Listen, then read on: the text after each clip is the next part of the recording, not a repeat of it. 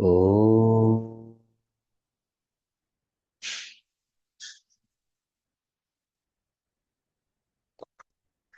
ओम नारायणं नमस्कृत्य नरं चैव नरोत्तमं देवीं सरस्वतीं व्यासं ततो जयमुदीरयेत्। ओम नमो भगवते वासुदेवाय। ओम नमः पितामहाय। ओम नमः प्रजापतिभ्यः। ओम नमः कृष्णद्वैपायनाय। ओम नमः सर्वविघ्नविनायकेभ्यः। ओम हरि ओम।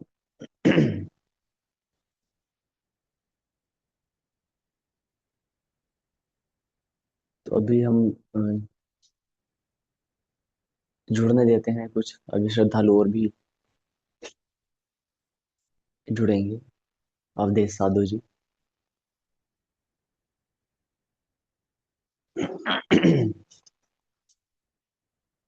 और ये कक्षाएं बेसिक जो होते हैं प्राथमिक, ये प्राथमिक कक्षाएं बहुत इंपॉर्टेंट होती हैं हमारे लिए, ताकि हमें शास्त्र का और हम क्यों सुने समाज का इन सब का ज्ञान हो जाए, इसलिए।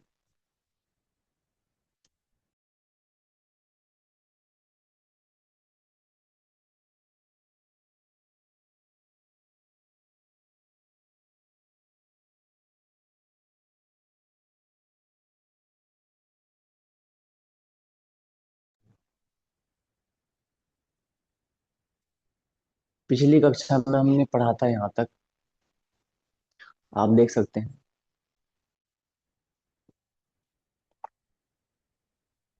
ये तो हमारा हुआ था इंटरनेट एडिक्शन, इंटरनेट के आदी हुआ था हम्म हमारा।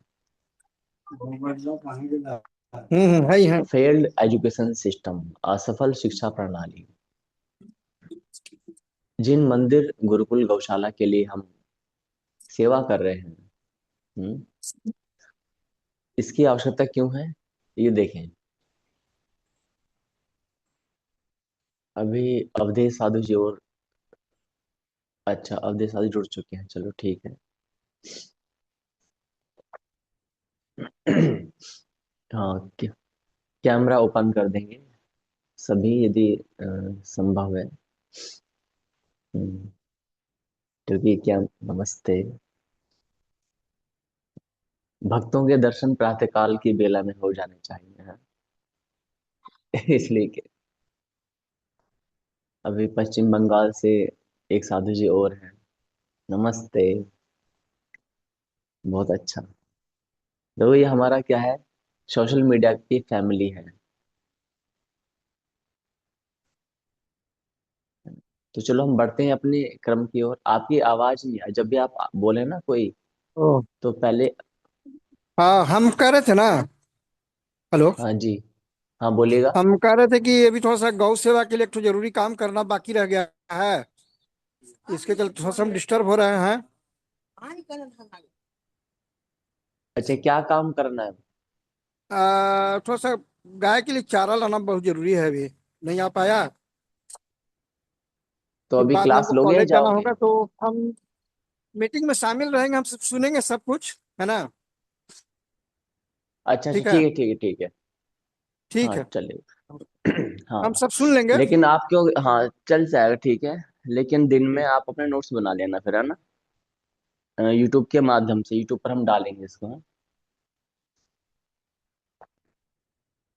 तो यहाँ पर हमें क्या समझना है, उत्तम साधु भी आ गए हैं पश्चिम बंगाल से। जिनके लिए कैमरा संभव हो कैमरा ओपन करेंगे, है ना, ताकि अ, एक, फिर मुझे लगता है कि जैसे मैं खाली दीवारों से बात कर रहा हूँ, हाँ, यदि संभव है।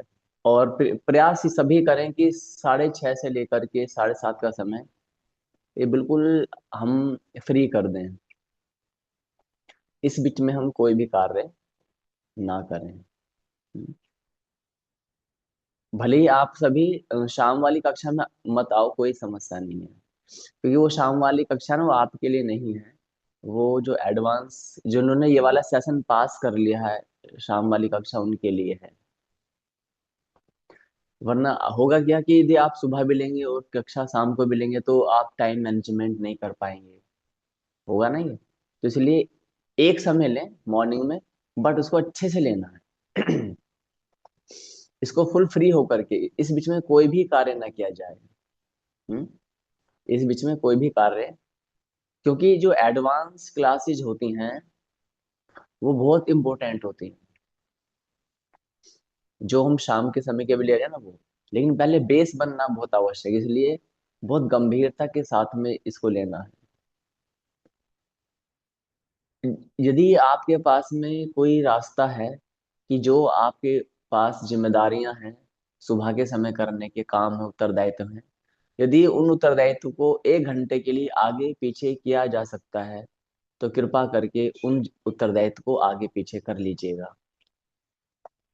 6:30 से पहले या 7:30 के बाद। अथवा आप इस समय में अपने उत्तरदायित्व को किसी को दे सकते हैं, तो आप उन इस उत्तरदायित्व को दे सकते हैं। ठीक है। इससे क्या होगा कि आपका फ्लो बना रहेगा और आप एक समय पर कार्य करते रहेंगे। क्योंकि एक क्लास छूटी, ये मानो कि बहुत समस्या हो जाएगी। एक क्लास छूटने से समस्या होती है। हम्म, इसलिए बहुत ध्यान देना है।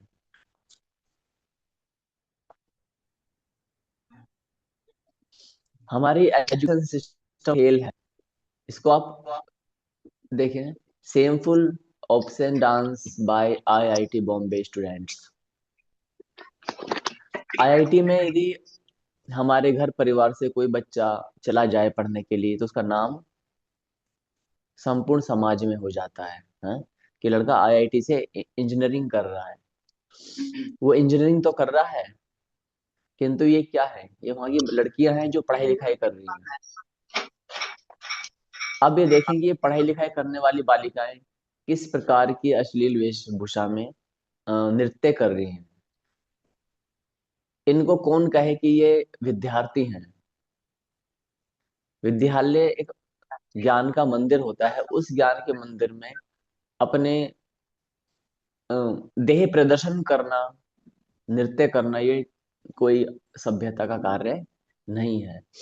अब आप सोचें कि जब आईआईटी करने वाली इंजीनियरिंग लड़कियां इस प्रकार का अश्लील, असभ्य, सनातन के विरुद्ध नृत्य करेंगी, तो ऐसी शिक्षा से समाज का क्या भला हो पाएगा। और आश्चर्य की बात यह है कि, ध्यान देना, इस प्रकार की, हाँ आई नो वेरी वेल, तो इस प्रकार की शिक्षा में जो हमारे अध्यापक गण हैं, कौन अध्यापक हैं, वो अध्यापक गण ही इन्वॉल्व होते हैं। क्योंकि यदि ये नाच रही हैं, तो इनको वहां के अध्यापकों ने ही तो नियुक्त किया होगा ना। जो टीचर है, जो मैनेजमेंट है, जो भी वहां के हैं अधिकारी, उन्होंने। इसका अर्थ क्या है कि वो भी कहीं ना कहीं काम वासना से ग्रसित हैं। वो भी अपने विद्यार्थियों, अपनी शिष्याओं का अंग प्रदर्शन देखना चाहते हैं। शुभम, शुभम, टूटू, दीदी के हाँ, और भैया से मोबाइल मांग। मुकेश साधु जी, आप अपना म्यूट लगा लेंगे। धन्यवाद। तो आप समझे ना, यदि हमारे विद्यालय में कोई ऐसी अश्लील हरकत हो रही है, तो इसका अर्थ है कि टीचर भी सम्मिलित है ना, अध्यापक भी सम्मिलित है। इसलिए ये जो हमारा जो एजुकेशन सिस्टम है, गुरुकुल क्यों नहीं है, क्योंकि गुरुकुल बनाने का कारण स्पष्ट है। और आप देखें कि आपके पास में जो भी कोई कॉलेज होगा, वो अपना एडवर्टाइजमेंट कैसे करता है, किसी नचनिया को बुलाकर नचवाएगा साल में एक बार, या किसी गवैये को बुलवा करके गवाएगा।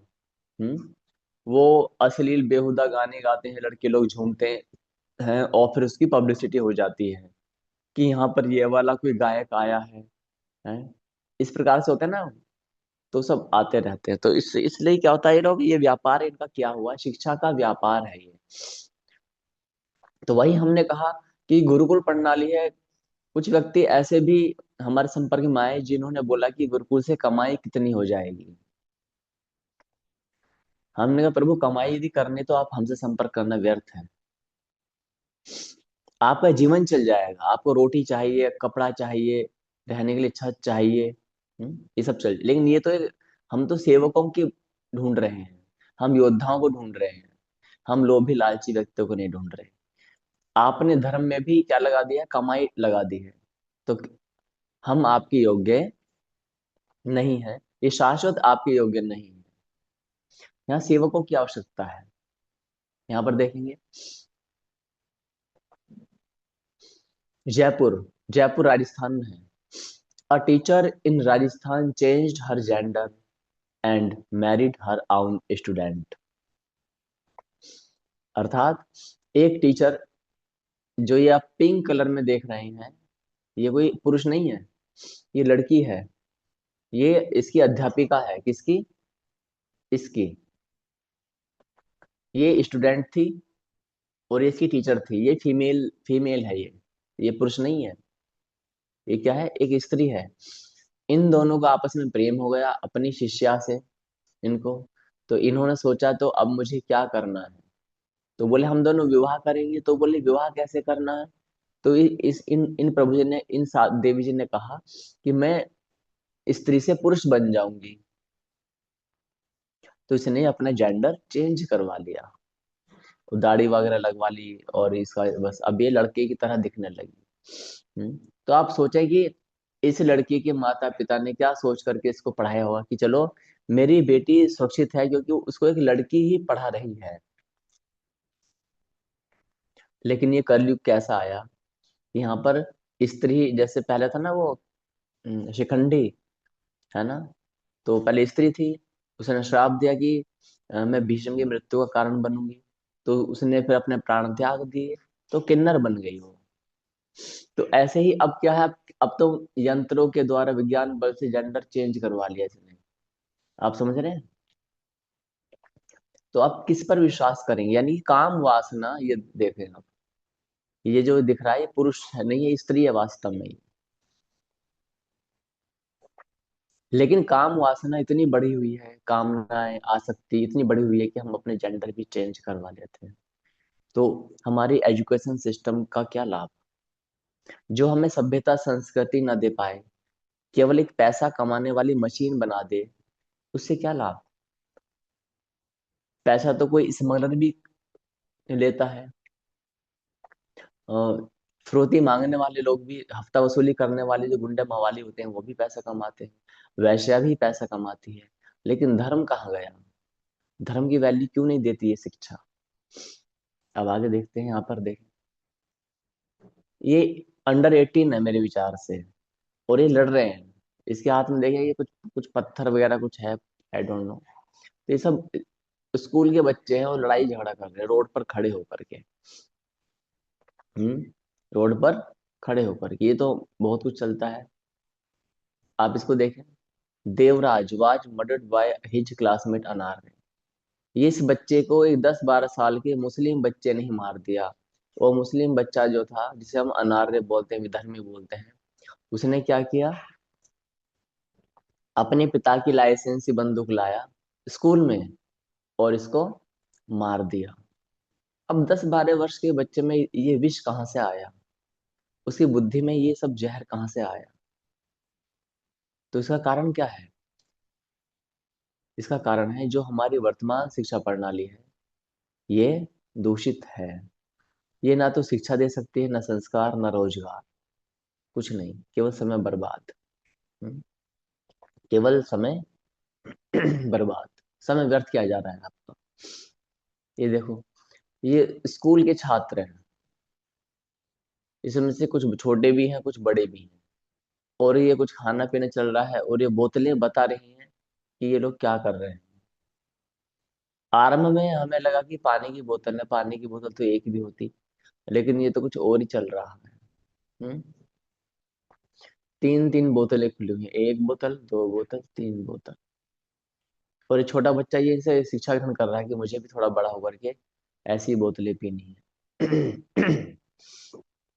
आप समझ रहे हैं ना, ये हमारी शिक्षा प्रणाली है।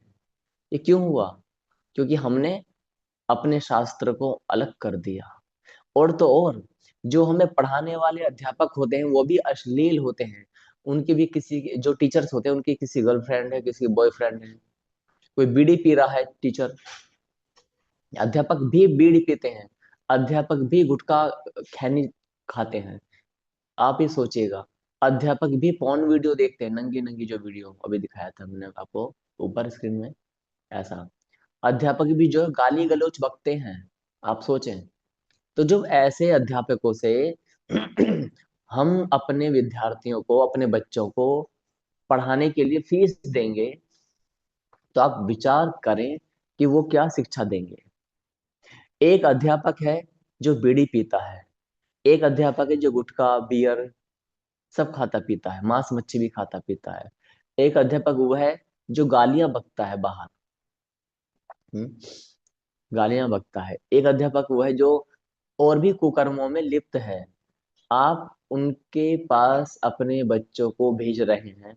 आपने क्या देखा, अपने जन डिस्ट्रिक्ट का सबसे हाई फाई स्कूल देखा, हम्म कौन सा सबसे बेस्ट स्कूल है मेरे डिस्ट्रिक्ट में या देश में या संसार में।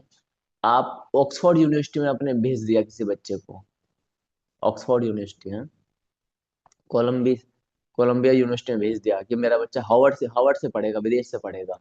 क्या कभी आपने वहां पर पढ़ने वाले या पढ़ाने वाले अध्यापकों की जांच परीक्षा की है क्या? नहीं की है। आपने क्या देखा है, नाम देखा है कि हार्वर्ड यूनिवर्सिटी से पढ़ेगा मेरा बच्चा तो बहुत अच्छा हो जाएगा। मेरा बच्चा कहाँ पढ़ना चाहिए? मेरे देश के सबसे टॉप कॉलेज में पढ़ना चाहिए। पहले उस कॉलेज के जो कुलपति हैं, जो डीन है, जो भी मैनेजमेंट कमेटी, आप उसको एक बार उसके चरित्र का आकलन कर लीजिएगा।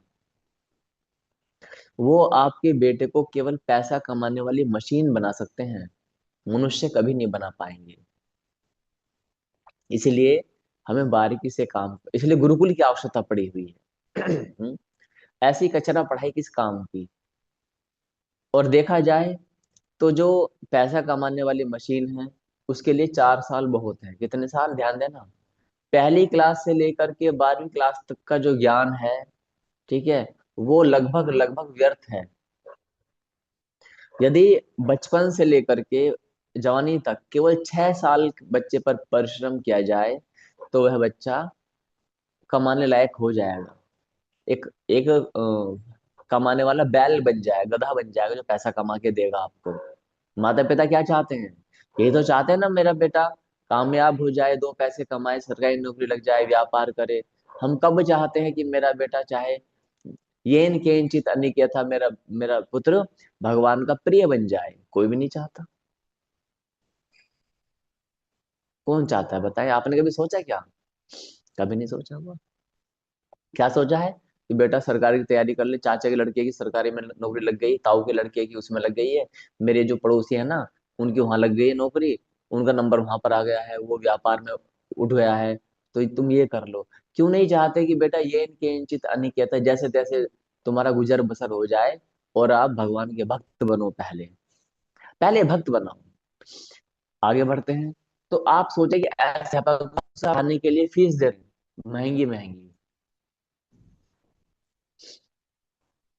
19 years old parents sister for scolding him, injuring students, stabbed each victim multiple times। ये जो बच्चे को, आप बड़े वाली लड़की को देख रहे हैं, इस बेटे का एडमिशन इन माता और पिता ने पैसे ले दे करके किसी इंजीनियरिंग कॉलेज में करवा दिया कि मेरा बेटा इंजीनियर बनेगा। क्या बनेगा? इंजीनियर। छोटी बहन भी है इसकी। तो जब पैसा ले दे के, गरीब व्यक्ति है, तो जैसे भी पैसा ले दे करके एडमिशन करवाया, तो माता पिता और छोटी बेटी बोलते थे कि देखो आप पढ़ लो भैया, पढ़ लो बेटा, पढ़ लो। तो बार बार स्कॉल्डिंग करने से क्या हुआ, इस बच्चे को एक दिन बड़ी समस्या हुई और इसने अपने माता पिता और छोटी सिस्टर को भी मार दिया। क्या कर दिया? मार दिया। तो ये क्या हो रहा है? आप ये सोचे कि 6 फोटो में मैंने बहुत कुछ बताने का प्रयास किया। असफल शिक्षा प्रणाली, असफ और बहुत सारे पॉइंट्स हैं, जो मेजर पॉइंट्स हैं मैंने बता दिए, जहां से सारी समस्या, मर्डर भी इसमें आ गया है, अल्कोहल भी इसमें आ गया है, सेक्सुअल हरासमेंट भी इसमें आ गया है, हाँ, दंगे भी इसमें आ गए हैं। इन 6 फोटो में बहुत कुछ आ गया है। तो क्या है, फेल्ड एजुकेशन सिस्टम। और हम अभी भी लगे जा रहे हैं कि अपने बच्चों को देखो, परिवर्तन पहले हमसे होगा। समस्या क्या होती है हम लोगों में, हम जो ज्ञान सीखते हैं उसे दूसरों को देना चाहते हैं। आज हमने ज्ञान सीखा, दूसरों को देना चालू कर दिया, नहीं। उस ज्ञान को पहले आप सुनो, जैसा भी आप सुन रहे हैं, फिर आप पढ़ो। जैसे आप नोट्स बना करके या जो हमने पीडीएफ दी है, आप उसको डाउनलोड करके पढ़ सकते हैं। हो सकता है कि आपकी भाषा अलग हो, मेरी भाषा अलग हो, गूगल ट्रांसलेट के माध्यम से आप ट्रांसलेट करके आप आप पंजाबी, कन्नड़, मलयालम, बंगाली, उड़ीसा और जो भी भाषा है आपकी, जर्मनी, जापानी, उस भाषा में आप कन्वर्ट करके उसे पढ़ सकते हैं। जो पीडीएफ है ना, उस पीडीएफ की फोटो को आप कन्वर्ट ट्रांसलेट कर सकते हैं किसी गूगल के माध्यम से। बहुत सरल है, ये कठिन नहीं है। अब ऐसा नहीं कि आपको 70 भाषाएं सीखनी पड़ेंगी। मैं हिंदी में बोलता हूँ तो आपको तो मलयालम आती है या पंजाबी आती है, उड़िया आती है। ये कुछ नहीं है। गूगल ट्रांसलेट पर जाइए, ट्रांसलेट कर लीजिएगा, बहुत सिंपल है। मैं तो देश संसार के अन्य को लोगों से बात करता हूँ ट्रांसलेट के माध्यम से। जर्मनी, जापानी और बहुत सारे व्यक्ति हैं, सऊदी अरब वगैरह, उनसे बात करता रहता हूँ। तो इसको हम कर सकते हैं इजिली है। तो ये बात हमारे समझ में आ गई है कि एजुकेशन सिस्टम टोटली फेल है। इसलिए हमें परमेश्वरीय वचन सुनने हैं, इसको देखेंगे, ये बहुत इंपॉर्टेंट चीज है। कन्वर्जन बाय डिसेप्शन, धर्मांतरण। आप मुझे बताएं, आज से 4000 साल पहले संपूर्ण पृथ्वी पर कौन सा धर्म विद्यमान था? तो आएगा सनातन धर्म। कौन सा? सनातन धर्म। अभी आप न्यूज चैनल देखना, टीवी खोलेंगे, आप गुरुओं के पास जाइए, आप संस्थाओं में जाइए, हम्म, आप समाचार पत्र पढ़िए, आप अपने साधु संत गुरुओं आचार्यों की पत्रिकाओं को पढ़िए, आपको लगेगा कि संसार में सनातन धर्म आ चुका है सारा।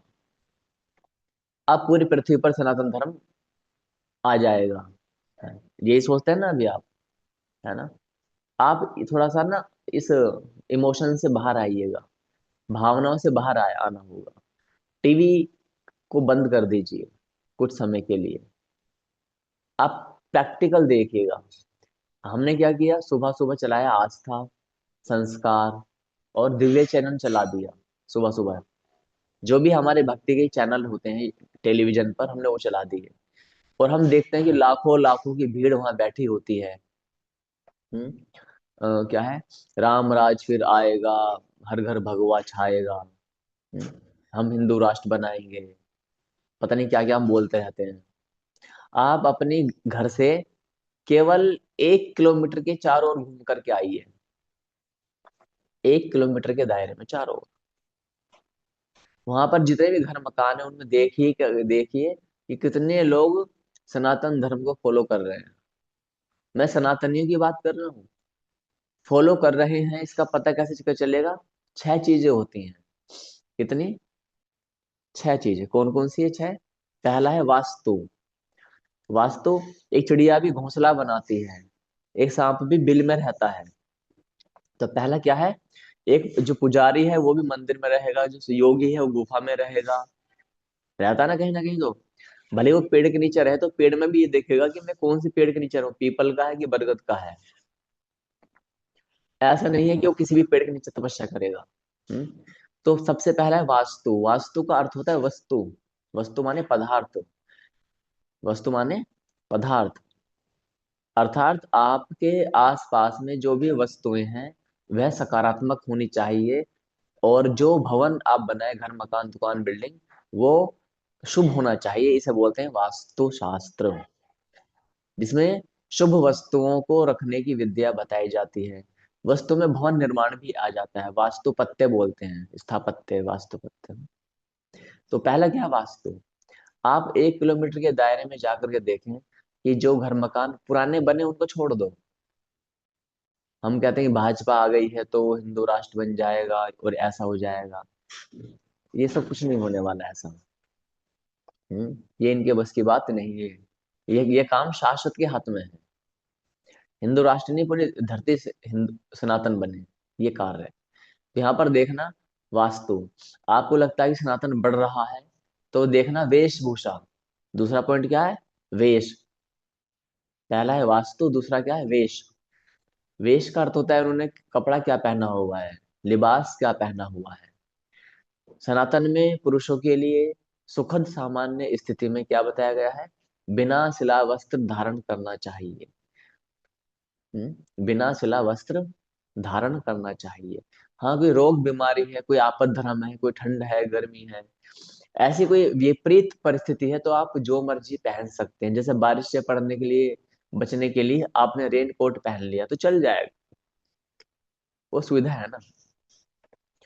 और ठंड से बचने के लिए आपने जर्किन जैकेट, कुछ स्वेटर पहन लिया, चल जाएगा। बंदूक की गोलियों से बचने के लिए आपने बुलेट प्रूफ जैकेट पहनी है, चलेगा। हम्म? कहीं आप कीचड़ में उतर रहे हैं, आपने कुछ ऐसा कोई वस्त्र पहना हुआ है जो कीचड़ से बचाए, चल सकता है। आप सामान्य स्थिति में है, सुखद आनंद पूर्वक स्थिति में है, और यदि आपने बिना सिला वस्त्र धारण नहीं किया हुआ है तो इसका अर्थ क्या है, पाप है। लेकिन हमें क्या सिखाया गया है, वो सब हम एडवांस क्लास में बताते हैं। क्या बताया गया है कि दिखावे से क्या होता है, मन चंगा कटौती में गंगा। ये सब पाखंड वाली पंक्तियां हैं, मन चंगा कटौती में गंगा। इसका तर्क क्या है वो कक्षा में बताएंगे, एडवांस में। पहले इसको आपका ध्यान, इन कक्षाओं को बेसिक समझना है पहले। तो वेश, वेश आप देखें कि मेरे घर के 1 किलोमीटर के चारों ओर कितने लोग धोती आदि पहनते हैं, कितने लोग तिलक आदि लगाते हैं, कितने व्यक्ति मुंडन कराए हैं, जैसे हमने, हमारा है मुंडन, या फिर कितने व्यक्ति जटाधारी हैं। हम्म, जटाधारी हैं, जटाएं हैं, दाढ़ी है, इस प्रकार से। तो आप देखो, बताओ मुझे कितने होंगे। 1% भी निकल जाए, 100 में से एक भी निकल जाए तो बहुत बड़ी बात है। आप कह देना कि हाँ कुछ हो रहा है, 100 में से कोई एक भी निकल जाए आपके आसपास में। हाँ, तीर्थ स्थानों को छोड़ देना, जैसे मथुरा, वृंदावन, काशी, हरिद्वार, ऋषिकेश, बद्रीनाथ, केदारनाथ, ये तीर्थ स्थानों को छोड़ देना, सामान्य क्षेत्रों की बात कर रहे हैं। तीर्थों में तो सभी रहते ही हैं ऑलमोस्ट। अच्छा, वेशभूषा माने आभूषण, भूषा माने आभूषण, जैसे कि कानन कुंडल कुंचित कैसा, है ना। अब क्या करते हैं हम, गले में ना जाने क्या क्या पहन लेंगे, हाथों में कड़े पहन लेंगे, और गलों में पता नहीं क्या क्या पहनते हैं आभूषण। तो आभूषण हमारे शास्त्र सम्मत है कि नहीं, ये ध्यान देना होगा आपको। वेशभूषा हो गई, 3 पॉइंट हो गए। चौथा पॉइंट क्या है, वेशभूषा भाषा। आज आप देखिएगा, भाषा के बेस पर संसार को बांटा गया है।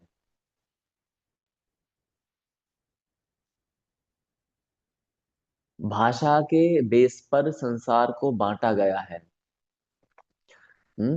ब्रज में ब्रज भाषा चलती है, बिहार में बिहारी चलती है, बंगाल में बंगाली चलती है, मराठा में महाराष्ट्र में मराठी चलती है, और जापान में जापानी चलेगी, रूस में रशियन लैंग्वेज चलेगी। क्यों? क्योंकि ताकि मानव जाति कभी एक ना हो सके। हम संपूर्ण संसार छोड़ो, अभी भारत की बात करते हैं। भारत में भी लगभग 21 भाषाएं हैं। क्यों है ये? क्या हमें अपनी देववाणी संस्कृत से प्रेम नहीं? क्या हमें अपने परमेश्वर से प्रेम नहीं? क्या परमेश्वर की वाणी से हमें लगाव नहीं है? हमने क्यों इन भाषाओं को पकड़ा हुआ है कि तेरी भाषा मेरी भाषा? हम क्यों नहीं संस्कृत को राष्ट्रभाषा घोषित करते? हम क्यों नहीं संस्कृत को शिक्षा की भाषा बनाते हैं? क्या संस्कृत में पढ़ाई लिखाई नहीं हो सकती? जापान में आप जाइएगा, डॉक्टरी, मेडिकल की पढ़ाई, इंजीनियरिंग की पढ़ाई, सारी पढ़ाई जापानी भाषा में होती है। यूक्रेन में जाइएगा, वहाँ की अपनी जो लैंग्वेज है यूक्रेनियन लैंग्वेज में होती है। रूस में जाइएगा, रशियन भाषा में वह पढ़ाई होती है। सब इजराइल की अपनी भाषा, सब देशों की अपनी अपनी भाषाएं हैं।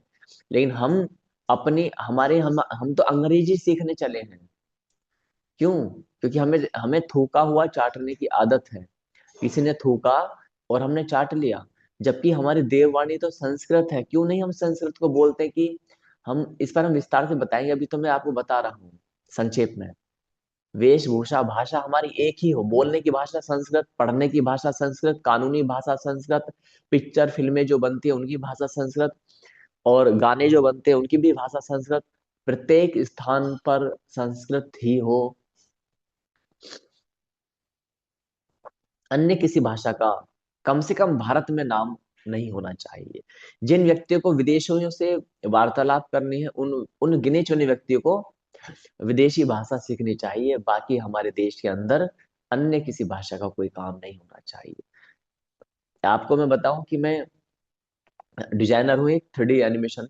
तो जापान में जापानी भाषा में सारे सॉफ्टवेयर अवेलेबल हैं। जापानी भाषा में सॉफ्टवेयर है।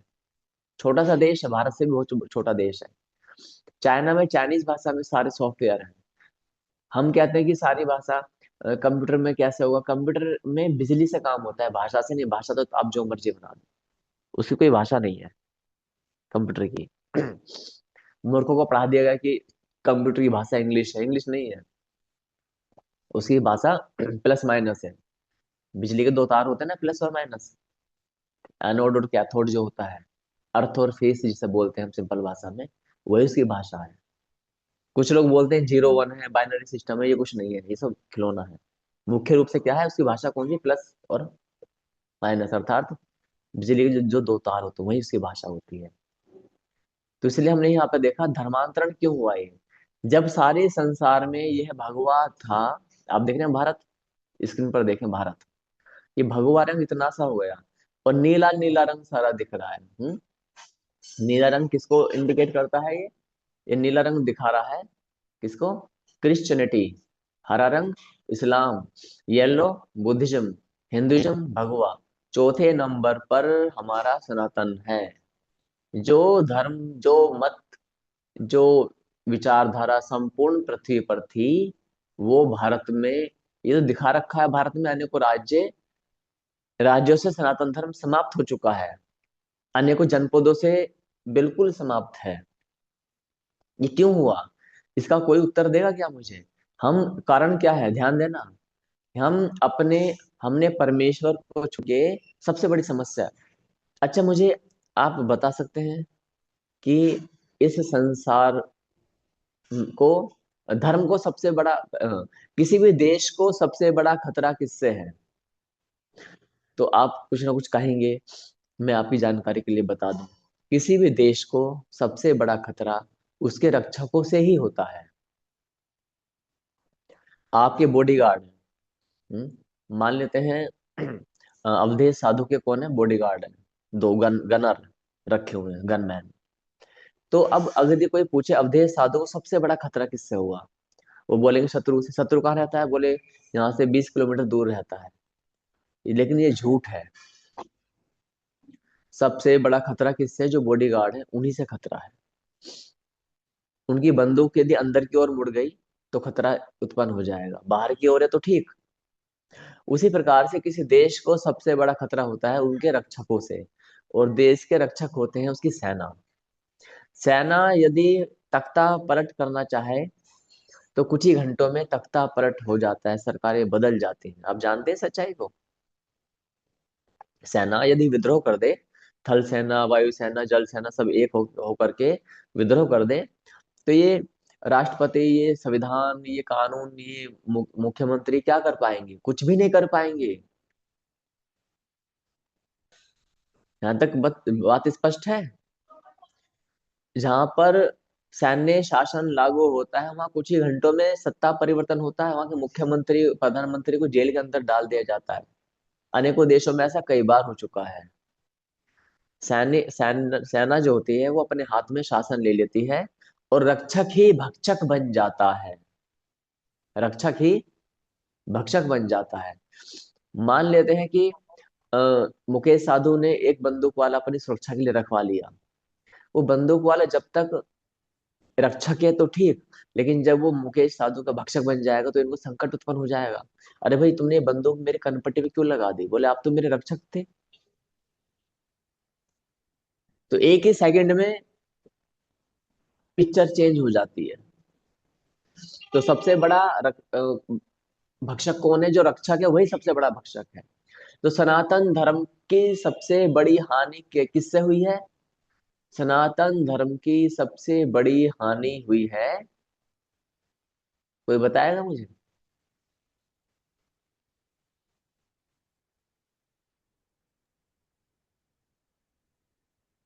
सनातनियों से ही। किससे? मुझे आवाज नहीं आई। सभी धर्म पंथ पर सनातनियों से चलने ही। वाले। तथाकथित सनातन बताते हैं। सनातन धर्म की सबसे बड़ी हानि हुई है हमारे धर्म रक्षकों से। हम्म, और धर्म रक्षक कौन होते हैं जानते हो? हमारे साधु, हमारे संत, हमारे महात्मा, हमारे ऋषि, हमारे आचार्य। दोनों ही चीजें हैं, ये रक्षक भी हैं और भक्षक भी हैं। हम्म, आप एक बात बताएं, यदि हम परमेश्वरीय वचनों का पालन कर रहे थे तो सनातन घटा क्यों? इसका उत्तर बता दें आप मुझे। यदि हमारे साधु संत महात्मा ऋषि मुनि महाभारत काल द्वापर युग के बाद में जब कलयुग आया सनातन धर्म का पालन कर रहे थे, तो ये सनातन धरती से घटा क्यों? आप देखें पिक्चर दो बना के, नीला नीला रंग क्यों आया? इसका उत्तर कौन देगा मुझे बताएं। आया हरा रंग क्यों आ गया? हरा रंग इस्लाम वाला हुआ है। आप बताएं, ये भी तो हरा रंग नीला रंग क्यों आया है? कारण क्या था? जो रक्षक थे, वही भक्षक वही बन गए। भक्षक बन गए। और हाँ, और अभी भी हमारी जो प्रवृत्ति है वो कौन सी है? अभी भी जो हमारी प्रवृत्ति कौन सी है पता है? हम आसक्ति और हठ धर्म, हम किसी आचार्य से जुड़े होते हैं, किसी महान आत्मा से जुड़े होते हैं, किसी साधु संत से जुड़े होते हैं, किसी गुरु आदि से जुड़े होते हैं, किसी आचार्य से जुड़े होते हैं। जब तक हम उनसे प्रश्न उत्तर नहीं करेंगे तब तक हम सत्य को नहीं जान पाएंगे। अनेकों बार ये होता है कि हम 20-25 साल से कहीं जुड़े होते हैं, तो हम हमारा मन हमें अनुमति नहीं देता कि वहां पर प्रश्न उत्तर करें, क्योंकि वहां से हमें भौतिक लाभ मिला है। क्या लाभ मिला है? लाभ क्या मिला कि मेरे लड़का नहीं था, लड़का हो गया महाराज जी की कृपा से। मेरी नौकरी नहीं थी और नौकरी लग गई महाराज जी की कृपा से, उन्हीं महाराज की कृपा से, गुरु जी की कृपा से, आचार्य की कृपा से या पंडित जी की कृपा से। और मेरा घर नहीं था, मेरा घर बन गया। मेरा परिवार टूटा हुआ था, मेरा परिवार बन गया उनकी महाराज की कृपा से। तो मैं उनसे कैसे सवाल जवाब करूं? यहाँ पर हमारा सिद्धांत बड़ा स्पष्ट है। हमें भौतिक सुख नहीं चाहिए, हमें आध्यात्मिक सुख चाहिए। भौतिक सुख कभी किसी को तृप्त, संतुष्ट नहीं कर सकता। हमारी इच्छाएं बलवती होती हैं, वो बढ़ती चली जाएंगी, दुख का कारण बन जाएगी, आप डिप्रेशन में चले जाओगे। तो सबसे पहले हमारे हमारा लक्ष्य स्पष्ट होना चाहिए। लक्ष्य क्या है हमारा? प्रिय तरह भगवान का परम प्रिय बनना ही हमारा एकमात्र लक्ष्य होना चाहिए। क्या लक्ष्य होना चाहिए हमारे जीवन का? प्रथम भगवान का और प्रिय प्रिय अंतिम बनना। लक्ष्य क्या होना चाहिए? हम भगवान के प्रिय से भी अत्यंत परम प्रिय बन जाएं। लेकिन हमारा लक्ष्य अभी क्या है? घर मकान दुकान नौकरी छोकरी माता पिता पति पत्नी पुत्र पुत्री मान सम्मान धन संपत्ति, ये हमने अपना लक्ष्य बनाया हुआ है। माता की सेवा, पिता की सेवा, समाज की सेवा, पेड़ों की सेवा, कुत्ते बिल्ली की सेवा, अनाथों की सेवा। ये क्या आपको जानकारी है? जब हम परमेश्वर का प्रिय बनते हैं तो सबकी सेवा अपने आप हो जाती है। पेड़ की जड़ में पानी डालोगे तो पत्तों को अलग पानी नहीं देना पड़ेगा, फल को अलग पानी नहीं देना पड़ेगा, तने को अलग पानी नहीं देना पड़ेगा। बस आप जड़ में पानी डाल दीजिएगा। इसलिए जब हम परमेश्वरीय वचनों का पालन करते हैं, लेकिन हमारा मन कहता है कि तू ये क्या क्यों सुन रहा है? क्लास 7, 6:30 बजे बैठ जाओ, 7:30 बजे तक। ये हम अगली क्लास में बताते हैं क्यों। क्योंकि अभी तक शांति कहाँ मिली? नहीं मिली ना। क्यों नहीं मिली? परमेश्वरी वचनों से दूर थे। तो सनातन को सबसे बड़ी हानि किससे हुई है? साधु संत ऋषि मुनियों से। और सनातन की रक्षा किससे हुई है? साधु संत ऋषि मुनियों से। दोनों ही बात सत्य है ना। लेकिन रक्षा कम हुई है, हानि अधिक हुई है। सत्य यही है ना। रक्षा कम हुई है, हानि अधिक हुई है। स्पष्ट है। यदि रक्षा अधिक हुई होती तो संसार में सनातन अधिक होता, अन्य विचारधाराएं कम होती। लेकिन उल्टा हुआ है, हानि अधिक हुई है। तो इस हानि को कैसे तोड़ा जाएगा? एक चिड़िया है, मेरी दो की चिड़िया है, मेरे हाथ पर एक चिड़िया बैठी है, देख रही है? यहाँ पर ये बैठी है। ये चिड़िया, इस चिड़िया ने ये डाली पकड़ी हुई है और ये चिड़िया उड़ना चाहती है। ये चिड़िया कब उड़ेगी? जब तक यह चिड़िया इस डाली को नहीं छोड़ेगी कभी उड़ नहीं पाएगी। बात समझे? हाँ, ओके। यह चिड़िया डाल शाखा को नहीं छोड़ेगी, ये कभी नहीं उड़ पाएगी। इसका अर्थ क्या है? जब हम परमेश्वरीय वचनों को समझना चाहते हैं तो हमारी अपनी मान्यताएं होती हैं। मरने के बाद आपकी मान्यताओं का कोई मोल नहीं, कुछ नहीं चलेगा वहां पर कि जी मैं तो ऐसा मानता था। भगवान बोलेंगे कि देश मेरे मानने से चलेगा, संसार ये तेरे मानने से चलेगा। आप बोलेंगे भगवान आपके मानने से चलेगा। तो बोले जब मैंने अपने विचार किताबों में शास्त्र में लिखवाए थे तो तूने अपनी मान्यता क्यों डाली? हम कहेंगे जी हमारे गुरु की मान्यता ऐसी थी। तो संसार किससे चलेगा? गुरु चलाएगा या भगवान चलाएंगे? गुरु चलाएगा तो ब्रह्म कुमारी के गुरु अलग है, आर्य समाज के गुरु अलग हैं, डेरा सच्चा सौदा के गुरु अलग हैं, और इस्कॉन टेम्पल हरे कृष्णा वालों के अलग हैं। हम्म। कबीर पंथी के गुरु जी अलग हैं, है ना। सबके गुरु जी अलग अलग हैं, और सब लड़ रहे झगड़ रहे। शंकराचार्य के गुरु अलग हैं, शिव शिव भक्तों के गुरु अलग हैं, माता के मानने वाले गुरु अलग हैं। सबके गुरु अलग अलग हैं। तो संसार को कौन चलाएगा? परम पिता परमेश्वर या गुरुजन? लेकिन हम कहाँ आ सकते हैं? हम तो अपने अपने गुरुओं में आ सकते हैं, हम अपने अपने साधु संतों में आ सकते हैं, हम अपने अपने कथावाचकों में आ सकते हैं, हम अपने अपने आचार्यों में आ सकते हैं। हमें परमेश्वर से क्या लेना देना? परमेश्वर से लेना देना हो तो हम जा करके उनसे सवाल जवाब करेंगे ना। हम्म। सवाल जवाब करेंगे। और हम क्यों नहीं करेंगे? क्योंकि हम सवाल जवाब इसलिए नहीं कर पाएंगे क्योंकि हमें डरा दिया गया है कि देखो यहाँ से तुम्हारा लड़का मिला है, यहाँ से लड़की मिली है, यहाँ इसी इसी गुरु से साधु संत से इसी धाम से तुम्हें घर मकान बना है, तुम बर्बाद हो जाओगे अगर तुमने कुछ ऐसा किया। ये सब डराया जाता है हमें।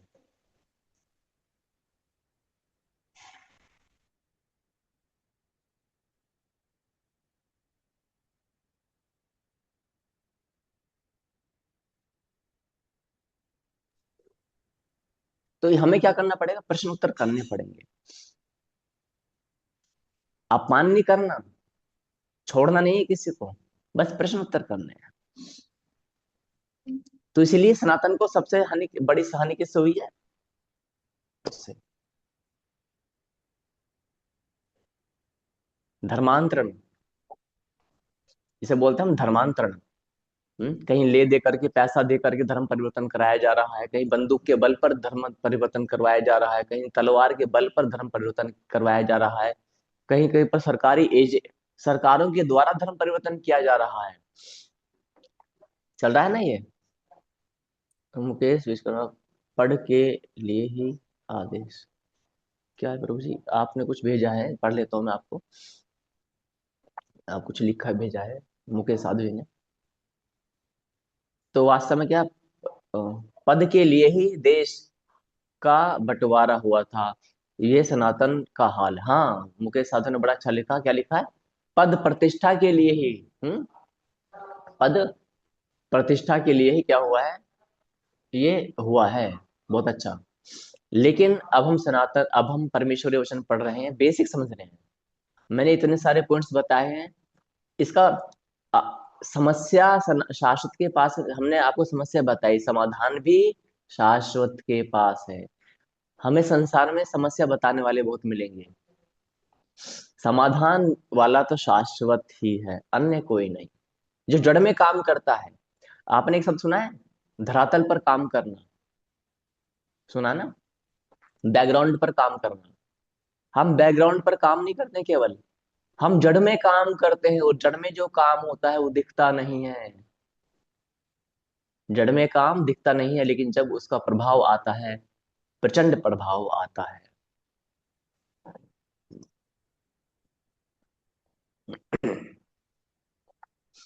ये सरकारी आंकड़े हैं, देखो। 31% क्रिश्चियन है संसार में, मुस्लिम्स है 23%, और अन एफिलिएटेड यानी बौद्ध धर्मी आई थिंक वो 16, हिंदू हैं 14%। कितने परसेंट? केवल 14% हिंदू हैं। और ये भी नामधारी हिंदू हैं। इन हिंदुओं में भी आधे हिंदू ऐसे हैं जो सेक्युलर है, धर्मनिरपेक्ष। भारतीय संविधान क्या है? धर्मनिरपेक्ष भारतीय संविधान है। कुत्ता धर्म निरपेक्ष होता है, धर्म सापेक्ष नहीं होता। गाय भैंस कुत्ता बिल्ली क्या होते हैं? धर्मनिरपेक्ष। जो देश धर्मनिरपेक्ष होता है, इसका अर्थ है वहां पर कुत्ता बिल्ली पशुओं का शासन है, वहां मनुष्यों का शासन नहीं है। कुत्ते बिल्ली का कोई धर्म होता है? नहीं होता। तो हमारा भी कोई संविधान में धर्म नहीं है। हम्म। तो जब हमारे धर्म में है ही नहीं संविधान में, तो ये संविधान मनुष्य के लिए नहीं है, ये कुत्ता बिल्ली गधे घोड़े के लिए बनाया गया संविधान है। इसलिए आज भी यहाँ टकराव है। मनुष्य के लिए होता तो हमारे शास्त्र लागू होते, महाभारत शास्त्र लागू होता। ये हमने समस्याएं बताई, सरकारी आंकड़े सब कुछ अवेलेबल है, इसको आप पढ़ सकते हैं पीडीएफ में। अब आता है सॉल्यूशन। मुख्य चीज आ गई। हमने अभी बताया था, समस्या तो आपको हर कोई बता देगा। अभी आप गली में खड़े होकर के, अपने कार्यालय में खड़े होकर के चर्चा कीजिएगा, सभी आपको क्या बताएंगे? समस्या की, देखो देश में ये समस्या है, ये समस्या है? आप देखो, एक एक कॉमेडी हो रही है देश में। धर्मांतरण को समझाने के लिए हर वर्ष एक फिल्म बनती है। कभी केरला स्टोरी बनती है, कभी कौन सी कश्मीर फाइल्स बनती है, और कभी कन्वर्जन बनती है। सब कुछ बन रहा है, आपको केवल समस्या दिखाई जा रही है, समाधान क्यों नहीं बताया जाता? क्या कोई फिल्म ऐसी बनी है जो समाधान बताए? क्या फिल्मों से क्या फिल्मों से किसी समाज का भला हो सकता है? क्या सनातन इतना गया गुजरा है कि फिल्मों से अब हमें ज्ञान लेना पड़ेगा? इसका अर्थ क्या है? यदि फिल्मों से ही हमें ज्ञान लेना पड़ेगा, तो इन कॉलेज और स्कूलों को इनको आग लगा दी जाए, बंद कर दिया जाए। यदि फिल्में ही हमें ज्ञान देंगी, तो इन कॉलेज और स्कूलों को क्या लाभ फिर? या फिर इनमें से वो सब्जेक्ट हटा दिए जाए जिससे हमें सामाजिक और नैतिक ज्ञान मिलता है, जिससे हमें मॉरल वैल्यूज मिलती है, वो किताबें हटा दी जाए, बोले फिल्म देख लेना आप, आपको सब कुछ समझ में आ जाएगा। तो समाधान क्या है? समाधान तो कोई नहीं बताता। समस्या हर कोई, सोमनाथ मंदिर तोड़ा गया कश्मीर से, हिंदुओं को भगाया गया। बंगाल में तो आप देख रहे हैं, उत्तम साधु के आस वही क्षेत्र है मेरे विचार से, शायद ममता बनर्जी का ही क्षेत्र है ना प्रभु आपका भी। बहुत अच्छा। तो बहुत अच्छा, तो वो आप क्षेत्र देख रहे हैं। और बांग्लादेश कट गया, अफगानिस्तान कट गया भारत से, और बहुत सारे टुकड़े हुए भारतवर्ष से। तो इन पर हम क्या विचार करें, कैसे बताएं? हम गुरुकुल खोलेंगे, हमने गुरुकुल खोल दिया, गुरुकुल चला रखे हैं बहुत सारे, देख रहे हैं आप चले हुए हैं। आप बताएं, 10 एकड़ की जमीन में गुरुकुल खुला हुआ है, वहां पर 1200 बच्चे भी नहीं है। कितने 10 एकड़ की भूमि में 1200 बच्चे भी नहीं है, क्यों? बच्चे कहाँ से लाओगे? समाज से लाओगे। समाज बटा हुआ है, ये तेरा गुरु, ये मेरा गुरु। गुरुकुल भी बटा हुआ है, ये वैष्णवों का गुरुकुल है, ये ब्रह्म कुमारी का गुरुकुल है, ये आर्य समाज का गुरुकुल है, ये भगवान कृष्ण के मानने वाले का गुरुकुल है, ये शिव जी के मानने वाले का गुरुकुल है। ये जातियों में बांट रखा है। इसमें हम ब्राह्मण को ही शिक्षा देंगे, ये भी नहीं पता कि ब्राह्मण होता कौन है, ये भी नहीं पता कि ब्राह्मण होता कौन है।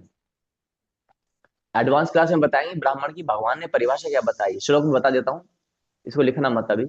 शांतम दांतम जित क्रोधम जितात्मानम जितेंद्रम तमग्रम ब्राह्मण मन्य शेषा शूद्र इति स्मृता। भगवान ने ब्राह्मण की परिभाषा स्वयं बताई है। गुण कर्म स्वभाव के अनुसार हम ब्राह्मण क्षत्रिय वैश्य शूद्र बनते हैं, ना कि जाति से।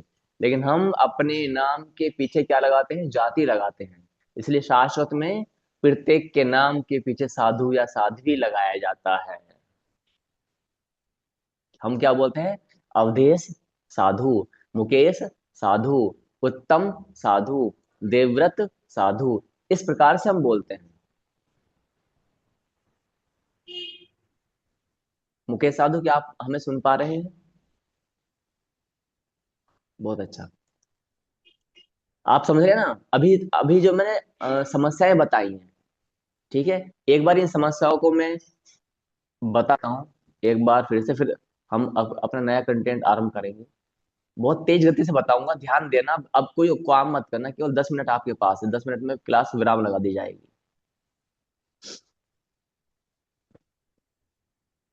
ये आपने पढ़ लिया कि सनातन परमेश्वरीय वचनों का पालन ना करने से क्या परिणाम, क्या हानि हुई समाज को। जीव अपने परम लक्ष्य को भूल गया है। विश्व व्यापी सनातन धर्म का मत संपूर्ण पृथ्वी पर ना होकर भारत में भी घटना, अधिकांश धार्मिक संस्थाओं, संप्रदायों, मतों का मतभेद के कारण कुछ ही वर्षों में अनेकों टुकड़ों में बट जाना, साधु संतों, गुरुओं, आचार्यों, भक्तों, वाचकों का आपस में ही कुतर्क पूर्ण तर्कों से तर्कों द्वारा कटाक्ष कर अपने संगठन के मत या अपने मत को सर्वश्रेष्ठ सिद्ध करना। पांचवा क्या है? वास्तु, वेश, भूषा, भाषा, भोजन और भाव, भाव जो है ये, इसका सनातन सम्मत ना होना। नंबर 6 क्या है? गुरु शिष्यों का परस्पर कपटपूर्ण व्यवहार, ये भी एक समस्या आई। नंबर 7 क्या है? गुरुओं के किए दोषों को भी लीला सिद्ध करना या उन दोषों को कुतर्कों से, शास्त्रीय प्रमाणों से निर्दोष सिद्ध करना। ये तो हो गया। अब आते हैं दूसरा कारण क्या था? डिप्रेशन। फिर क्या था? नशा। परमेश्वरी वचनों को ना मानने के कारण क्या हुआ? फिर क्या हुआ? पोर्नोग्राफी, नग्न वीडियो को देखना। फिर क्या हुआ? सुसाइड, आत्महत्या, मर्डर होना, हत्याएं करना, करवाना, ये हुआ संसार में। रेप, बलात्कार केस, और क्या हुआ? भ्रूण हत्या। परमेश्वरी वचनों को ना मानने के कारण ये सब हानि समाज को हुई। मानव तस्करी, इनमें छोटे छोटे छोटे नहीं, अब तो बड़े बच्चों को भी, 18-20 वर्ष के बच्चों को भी किडनैप किया जाता है, गायब कर दिया जाता है, फिर उन्हें कहीं ना कहीं बेचा जाता है और उनका शोषण किया जाता है। शारीरिक, आर्थिक, मानसिक, जो भी। ओल्ड एज होम, भारत जैसी पावन भूमि में वृद्धाश्रम खुलना कलंक है। बाल श्रम, बताओ, ऐसे ऐसे बच्चे क्या कर रहे हैं आप देखें। ये सब क्या हुआ? ये समाज में जो हानि आई है, देखो छोटे छोटे बच्चे आप देखें कैसे कैसे काम कर रहे हैं। हाँ? हमारा हृदय बड़ा द्रवित हो जाता है ये। परमेश्वरी वचनों के पालन ना करने से ये हानि हुई। इंटरनेट के आदी हम हो गए। रात को जब तक आंखें भारी नहीं हो जाएंगी, अपने आप फोन गिरेगा नहीं, तब तक फोन छोड़ते नहीं। चार व्यक्ति बैठे हैं घर में तो सब फोन लेकर के बैठे हैं, आपसी प्रेम भाव सब समाप्त हो चुका। 12वां क्या है? असफल शिक्षा प्रणाली। आप देख सकते हैं ये सब क्या क्या हो रहा है देश में ना, संसार में, बल्कि देश में नहीं संसार में चल रहा है। धर्मांतरण, सबसे बड़ा जो समस्या क्या है? धर्मांतरण की। आप, ये छोटी समस्या नहीं है, सबसे बड़ी समस्या है ये, धर्मांतरण। और हम बड़े प्रसन्न हो रहे हैं कि हमारे गुरुजी वो है जिसके 10 करोड़ फॉलोवर हैं, जिसके 10 करोड़ अनुयायी हैं, और हमारे गुरुजी के सारे संसार में मंदिर हैं, आश्रम हैं, और पता नहीं क्या क्या है। फिर ये घट क्यों रहा है? सोचे ना, आप मुझे बताएं। ये विचार करने योग्य बात है प्रभु। अब क्या है समाधान? तो मैंने ये आपको एक जानकारी दी कि इस संसार में क्या क्या समस्याएं हुई हैं। क्या कोई कोई भी संस्था, कोई गुरु है इसका जो सबको समाधान दे सके?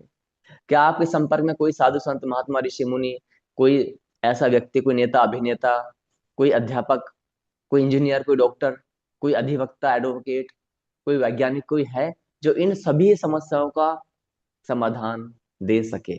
यदि है तो कृपा करके आप पहले वहां से समाधान लेकर के आइए, क्योंकि यदि आपके पास में ऐसा कोई व्यक्ति पहले से ही उपस्थित है, तब आपको यहाँ पर समय व्यर्थ करने की कोई आवश्यकता नहीं है।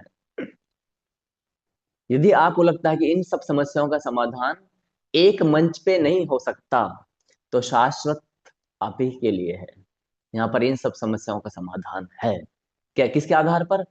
ये शक्ति ना तो आपके अंदर है, ना इस दास के अंदर है, लेकिन परमेश्वर के अंदर है। परमेश्वरीय वचनों का यदि हम पालन करते हैं, लेकिन हमें दुख होता है। कैसे दुख होगा? यदि मान लेते हैं कोई व्यक्ति हरे रंग का वस्त्र पहनता है, हम बोलेंगे हरे रंग का वस्त्र नहीं पहनना। एक उदाहरण दे रहा हूं मैं, एक समझाने के लिए उदाहरण दे रहा हूं।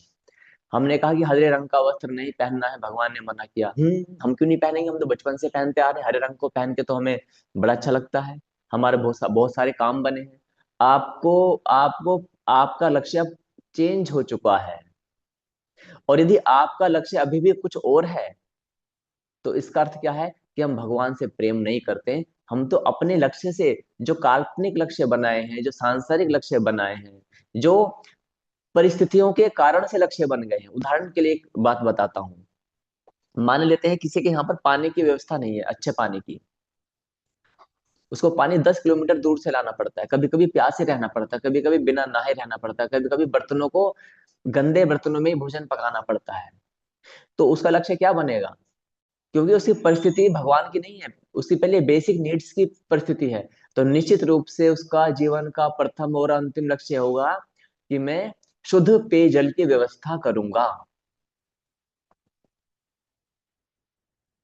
यही होगा ना, कि मैं शुद्ध पेय पानी के जल की व्यवस्था करूंगा, मैं पाइपलाइन लगवाऊंगा, मैं फिल्टर वाटर लगवाऊंगा। ये सब उसका लक्ष्य होगा, अच्छी बात है, होना चाहिए।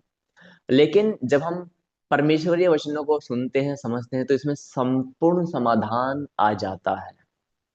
उसका समाधान केवल पानी पर है और किसी पर नहीं है। इसलिए संसार की सारी संस्थाओं के पास में इस इन सब समस्याओं का समाधान यदि होता, तो वो अभी कार्य कर रहे होते। लेकिन जो थोड़ा बहुत कार्य कर रहे हैं, वो प्रदर्शन, नाटक, प्रचार पर अधिक काम करते हैं, जड़ों में काम कम करते हैं। हमने क्या कहा? जड़ों में काम करना है। और जब जड़ों में काम करोगे तो आप दिखाई नहीं दोगे, काम होगा, है ना? काम होगा, प्रचार भी होगा, लेकिन काम अधिक होगा। उसके लिए अध्ययन करना पड़ेगा। किसका? मेरा अध्ययन नहीं करना, किसी मनुष्य को नहीं पढ़ना, परमेश्वरीय वचनों को पढ़ना होगा, जिसको हम पढ़ा रहे हैं। ये पढ़ाई जो पहले 20 वर्ष, लगभग 20-25 वर्ष पहले गुरुकुल में पढ़ाई जाती थी, अब हमने इसको क्या किया, शॉर्टकट किया है, ताकि ऑनलाइन माध्यम से गृहस्थी भी हैं, तो हम सब लोग पढ़ सकें, समझ सकें इसको इसको कम समय में। अब हम वेद तो नहीं पढ़ाएंगे आपको कि आप ऑनलाइन वेद पढ़ें, क्योंकि ये आयु वेद पढ़ने की नहीं, ये आयु सेवा करने की है। वेद पढ़ने की आयु फिर बालकों को पढ़ाया जाएगा, गुरुकुल जो होंगे उनमें पढ़ाया जाएगा। मैं कैसे बोलूं कि आपको मैं वेद पढ़ाऊंगा, मैं आपको व्याकरण पढ़ाऊंगा, पाणिनि पढ़ाऊंगा? ये सब नहीं पढ़ाएंगे ना। मूलभूत सिद्धांत पढ़ा सकते हैं, क्या? कि मंदिर, गुरुकुल, गौशाला। लेकिन उससे पहले हमारी 6 चीजें हमें भगवान के अनुसार करनी होगी, किसी साधु संत ऋषि मुनि गुरु आदि के द्वारा नहीं। परमेश्वर के वचनों को पढ़ करके, समझ के हमें भगवान से प्रेम करना हुआ, केवल भगवान से, केवल परम पिता परमेश्वर से। तो हमारी वास्तु बदले, वेशभूषा बदले, भाषा बदले, भोजन बदले और भाव बदलना चाहिए। यदि सब कुछ बदल गया और भाव नहीं बदला, तो रावण जब आया था साधु का वेश धर के, तो माता सीता का अपहरण किया था। वो वेशभूषा, भाषा, भोजन से क्या लग रहा था? साधु लग रहा था। लेकिन उसका क्या नहीं बदला हुआ था? भाव नहीं बदला हुआ था। उसका भाव माता सीता के दर्शन करना नहीं था, उसका भाव क्या था वहां पर? माता सीता का अपहरण करना था। तो यदि हमने अपना वास्तु बदला, वेशभूषा बदली, भाषा बदली, भोजन बदला, और भाव नहीं बदला, भाव हमने क्या लगा दिया? कि हमने हमें अपने घर, मकान, दुकान, बिल्डिंग, कोठा, मान सम्मान और समाज सेवा और कुत्ता बिल्ली सेवा और ये सेवा वो सेवा हमें करनी है, तो काम नहीं बनेगा। क्यों? हमें हमने पहले ही बताया, क्या बताया? परमेश्वरीय वचनों के पालन करने से संपूर्ण जगत की सेवा हो जाती है। लेकिन अभी हमने क्या सोचा हुआ है? हम एक आम का पेड़ है और आम लग रहे हैं, तो हमने क्या किया? आम के गुच्छों को कपड़े से ढक दिया, नजर ना लग जाए। ये गांव में होता है, कहीं जिसके घर में एक दो आम के पेड़ होते हैं ना, वो क्या करते हैं, आम आम को क्या करते हैं, ढक देते हैं, कपड़े से बांध देते हैं। हम्म। और फिर कुछ बच्चे ऐसा करते हैं, वो आम के पत्तों को धोते हैं, पानी का प्रेशर चलाएंगे, मोटर चलाएंगे, टंकी चलाएंगे और पानी उस आम के पेड़ को धोते हैं अच्छे से।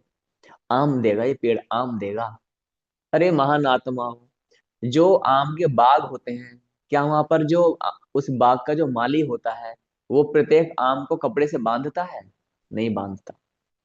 क्या वो आम के पत्तों को धोता है? नहीं धोता।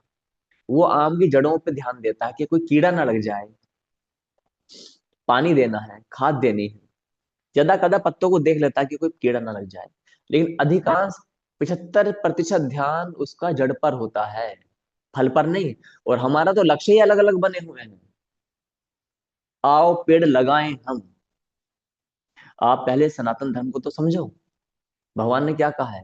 पीपल, बरगद, ऐसे ऐसे पेड़ हैं जिनके पूजने बताया गया है। हम पढ़ते ही नहीं है कभी। हमने तो अपने छोटे छोटे लक्ष्य बना रखे हैं। एक ने बना लिया लक्ष्य कि मैं नदी बचाऊंगा, एक ने बना लिया कि मैं गौ आंदोलन, गौ रक्षक आंदोलन बहुत सारे चल रहे हैं देश में। फिर एक ने बना दिया क्या कि मैं आओ पेड़ लगाएं हम, एक ने लगा दिया पहाड़ बचाएं हम, एक ने कुछ अपना संगठन बना रखा है कि धर्म परिवर्तन को रोके हम। क्या कोई ऐसा नहीं है कि एक ही मंच मंच से सारे कार्य संपादित हो सके? परमेश्वर में वो शक्ति है, परमेश्वर में सामर्थ्य है। तो आशा करता हूँ कल से हम समाधान पर कार्य करेंगे, आज मुझे समय अनुमति नहीं देता है। आप सबका बहुत बहुत धन्यवाद। मैं आशा करता हूँ कि आप मुझे नोट्स भेजेंगे, और जो जो आप मुझे नोट्स भेजते हैं मैं उसको ग्रुप में भेज देता हूँ, ताकि नाम लिख करके पूरा पता लिख करके, ताकि अन्य लोगों को प्रेरणा मिले। क्योंकि यदि मैं ऐसे ही बताऊंगा ना, तो हो सकता है कि आपको लगेगा कि अम, महाराज जी झूठ बोल रहे हैं, गुरु जी झूठ बोल रहे हैं, कोई नोट्स वोट्स नहीं दे रहा। तो मैं क्या करता हूँ, उसको सेंड कर देता हूँ मैं। तो चलिए आप सभी नोट्स बनाए प्रॉपर। और आप सभी को नमस्कार। अब एक बार ओम बोलेंगे मेरे साथ, सभी ओम बोलेंगे। ओ